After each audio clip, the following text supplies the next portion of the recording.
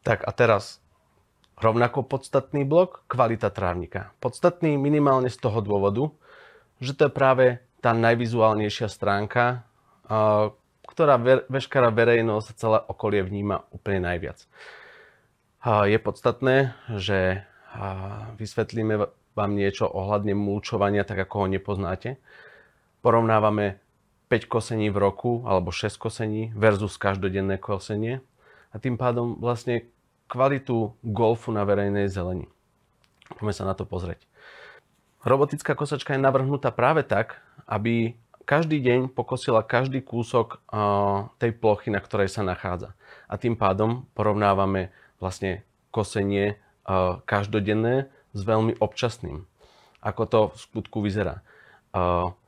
Na robotickej kosačke sú disk, ktorý je vo vnútri kosačky a pri roztočení vlastne nožov kosí len denný prírastok. Toľko, koľko tá tráva za deň je schopná narásť, toľko odkosí. Čo je v podstate úplne že trávny prach, ktorý prepadá do koreňového systému toho trávniku a ten trávnik ho je schopný absorbovať, lebo je to v podstate úplne zanedbateľný prach.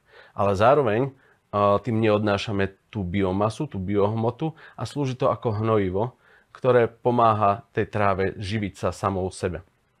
To denné kosenie výrazne zlepšuje kvalitu trávy a už po niekoľkých týždňoch je vidno výrazná zmena.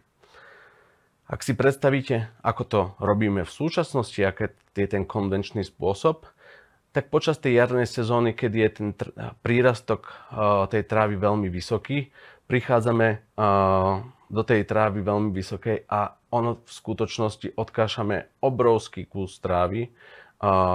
Následne túto trávu odnášame, s čím odnášame živinu, vodu a okrem toho na jednej strane mesta môžeme skončiť a na druhej strane môžeme začať. A mňa tam pobavil tento obrázok, kde na vrchu toho traktora je nejaká karimatka, tak mi to pomaly pripomenulo, že tí ľudia tam skoro môžu spávať, aby to mesto zvládli pokosiť.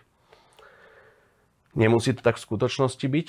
Som presvedčený o tom, že keď každá veľká plocha, na ktorej sa strávi extrémne veľa času na to, aby sa pokosila, bude zabezpečená práve robotickým kosením, vznikne veľa času na to, aby tí ľudia venovali kapacity na plochy, ktoré nie sú schopné byť pokosené robotickou kosačkou.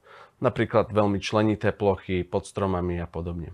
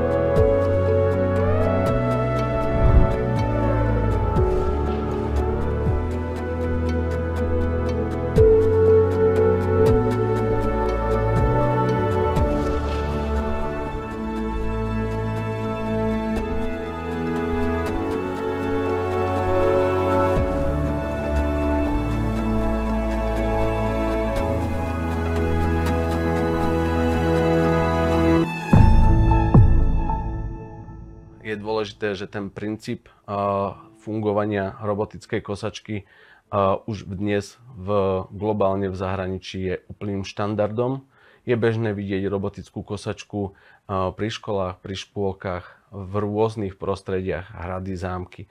Je to v podstate bazén takého veľkého množstva potenciálnych plôch, ktoré sme schopní roboticky kosiť, že to v podstate nepozná hranice. U súčasnosti máme čisto profesionálnych kosačiek zamerané na tú verejnú zeleň zhruba 6-7 a sú odstupňované podľa ich maximálnej kapacity.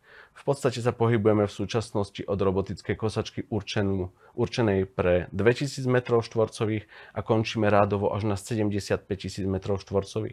Ak si predstavíte, že fotbalové ihrisko má 8000 m2, tak tie maximálne kapacity sú v skutku veľké.